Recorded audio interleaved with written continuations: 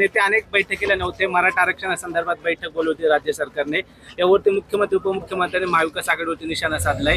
राज्यात अशांतता राहावी म्हणून असे प्रयत्न केले जात आहेत, बैठकीला उपस्थित नव्हते। मला असं काही वाटत नाही या संदर्भातली माझ्याकडे तर खरंच काही माहिती नाही, कारण ही मुंबईत बैठक होती, कालही मी मतदारसंघामध्ये होतो। पण या संदर्भामध्ये महाविकास आघाडीच्या नेत्यांची ही भूमिका ही सुस्पष्ट आहे आणि सरकारनं अशा पद्धतीने जनतेमध्ये काहीतरी संभ्रम करण्यापेक्षा यातला एक सक्षम तोडगा काय तो समोर आणणं गरजेचं आहे।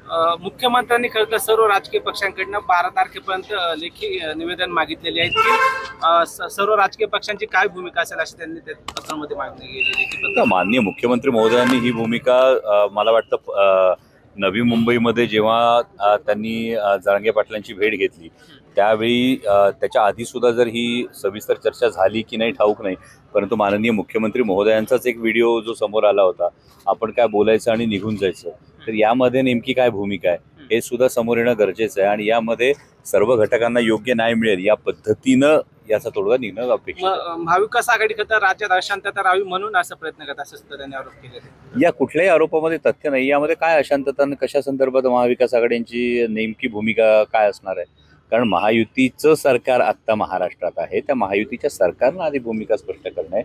एवढे महिने हा प्रश्न जो भिजत ठेवलेला आहे यामध्ये सरकारनं काय भूमिका घेतली हे सरकारनं स्पष्ट करावं, केवळ दोषारोप करण्यापेक्षा।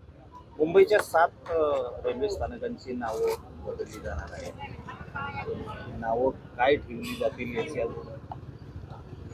भारतीय जनता पक्षाच्या एकूण सरकारमध्ये केवळ नावं बदलणं ही गोष्ट दिसते, पण नावं बदलली तरी सुद्धा महानगरांमध्ये पाणी साठणं थांबत नाही, नावं बदलली तरी एअरपोर्टची छतं कोसळणं थांबत नाही, नावं बदलली म्हणून रेल्वेचे ॲक्सिडेंट्स होणं थांबत नाही।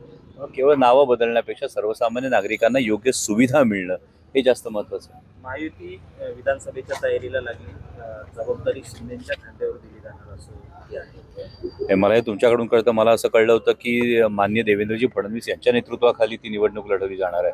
जर अशा पद्धतीने देवेंद्रजींचे पंख छाटण्याचा प्रकार हा दिल्लीच्या शीर्षस्थ नेत्यांकडून होत असेल तर तो महायुतीचा अंतर्गत प्रश्न आहे। राज्यात सर्वत्र पाऊस आहे, मात्र तुमच्या मतदारसंघात पावसाने ओढ दिली नाही, हे खरं तर अपेक्षा आहे आणि आता हा शेवटी निसर्गाचा विषय, त्यामुळे त्यामध्ये तर काही राजकारण असू शकत नाही। पुढच्या काळात जर पाऊस वेळेत यामधला हा संपूर्ण आढावा जो आहे, धरणांमधल्या पाणी क्षमतेचा जो आढावा आहे, त्या पाणी नियोजनाचा जो आढावा आहे, या संदर्भात सगळ्या अधिकाऱ्यांनी चर्चा करणारच आहे।